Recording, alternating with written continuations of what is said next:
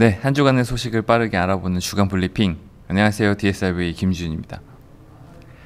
지난주에 페이팔이라고 하는 글로벌 결제 기업이 PYUSD라고 하는 이제 스테이블 코인을 발행을 했어요. 사실 이게 굉장히 크게 이슈가 될 거라고 생각했는데 아직은 시장에서 그렇게 큰 반응은 없는 것 같아요. 그렇다고 페이팔이 스테이블 코인을 발행했으니까 뭔가 세상이 엄청 바뀌냐 뭐 이런 얘기보다는 스테이블 코인이 실제로 금융 결제 쪽에서 굉장히 잘 활용될 거라는 시장의 생각을 다시 한번 확인해 주게 된 내용이지 않나라고 생각을 하고, 뭐 비슷한 결론은 뭐 한국은행에서 진행하고 있는 CBDC 테스트라던가 뭐 이런 것들도 다 이제 연결된 문제일 텐데, 사실 오늘 이 얘기를 왜 갖고 왔냐면, 우리가 스테이블 코인이 어떤 특성들을 가져야 되고 그 다음에 이 특성들을 만족시키기 위한 체인은 어떤 것인가에 대해서 좀 오늘 얘기를 해보면 좋을 것 같아서 갖고 와봤고요. 일단 페이팔이 발행한 PYUSD 스테이블 코인은 그 팩소스라고 하는 미국 일종의 신탁회사, 아마 뉴욕 쪽에서 규제를 받고 있는 신탁회사인 것 같고, 이 회사를 통해서 발행된 스테이블 코인입니다. 특정 회사들을 통해서 스테이블 코인을 발행하는 것을 이제 화이트 라벨링 스테이블 코인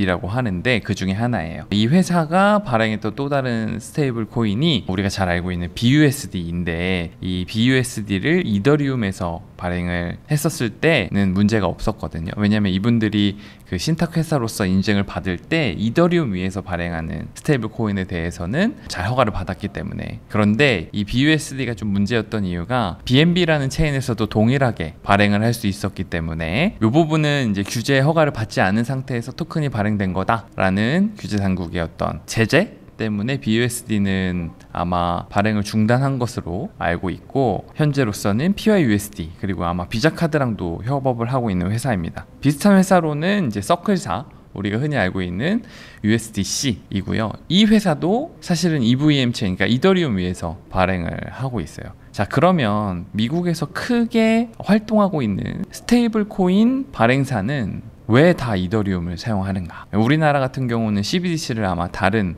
그러니까 EVM 계열이긴 하나 다른 회사가 만든 체인을 사용해서 테스트를 많이 한 걸로 알고 있는데, 왜 미국에 있는 사람들은 이더리움을 선택을 했을까를 우리가 한번 생각을 해봐야 되는데, 이게 기본적으로 스테이블 코인을 금융 혹은 결제 쪽으로 갖고 오는 이유 중에 가장 큰 이유는 첫 번째가 멈추지 않는다 예요. 왜냐하면 이 멈추지 않음으로써 사람들이 신뢰를 가지고 본인의 현실 자산을 체인 위에 업로드하는 거거든요. 그런데 지금 현재 멈추지 않고 운영된다라는 글로벌 컨센서스를 가진 체인은 이더리움밖에 없기 때문에 많은 그 플레이어들이 이더리움 위에서 스테이블 코인을 발행하려고 노력을 하고 있죠. 또 다른 장점도 하나 있기는 한데, 이 장점은 뭐냐면 비용 절감이에요.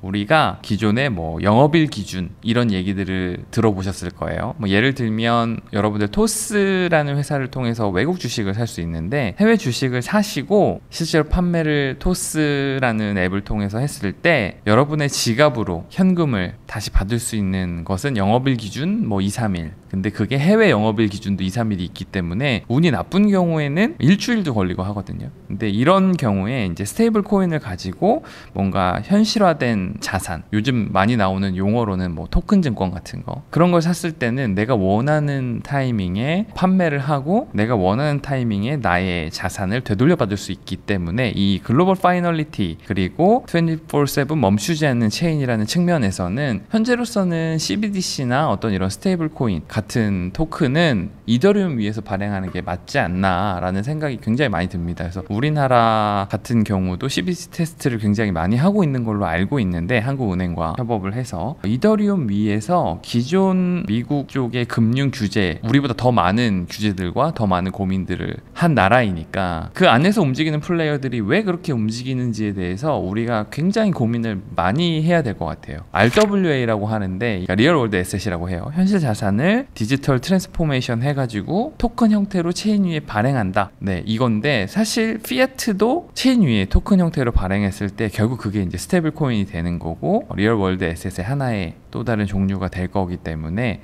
우리가 이러한 자산들을 비용 효율적으로 또는 시간 효율적으로 그리고 신뢰 기반에서 멈추지 않고 사용할 수 있게 된다면 아마 굉장히 많은 다양한 마켓들이 창출되고 새로운 일자리들이 창출되지 않을까 생각을 합니다. 그래서 오늘의 결론은 현재 CBDC 혹은 RWA를 발행하기 위해서 가장 최선의 선택은 이더리움 기반의 자산화이지 않을까 라는 생각을 우리가 기본적으로 갖고 있어야 될 거라고 생각이 들어서 오늘 주제를 갖고 와봤습니다.